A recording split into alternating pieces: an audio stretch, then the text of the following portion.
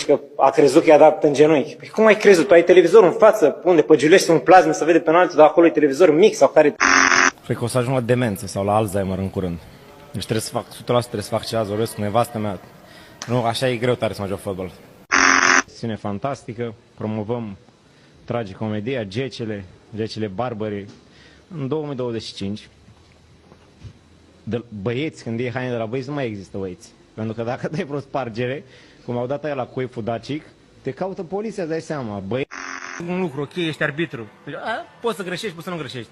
Bă, dar e fault. Nu mai dai explicații la jucător, că am dat 2-1 și am jucat 3 minute în a doua repriză. După ce s-a marcat golul de 2-1, 3 minute am jucat. Vine arbitru și dă explicații la jucător. Lasă-ne, vrem să jucăm fotbal, dă drumul la fotbal, să jucăm fotbal, nu stai să ne explici nouă de ce ai dat și ce n-ai dat. Îți vine să iei coasa să stânzi gazonul, dar n-ai ce facem. Că au fost niște comentarii după meciul cu Rapid, ne-au făcut elefanți, brontozauri, bine. Acasă și probabil o să, în loc să viseze, știu, familia, nevasta, copii, căței, o să le visez pe Bauza și pe Bahasa.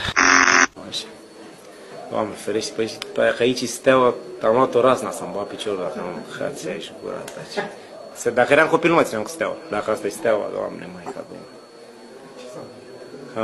Ce cum Steaua, mă, cu echipamentul ăla fake și cu, Doamne ferește, jucător.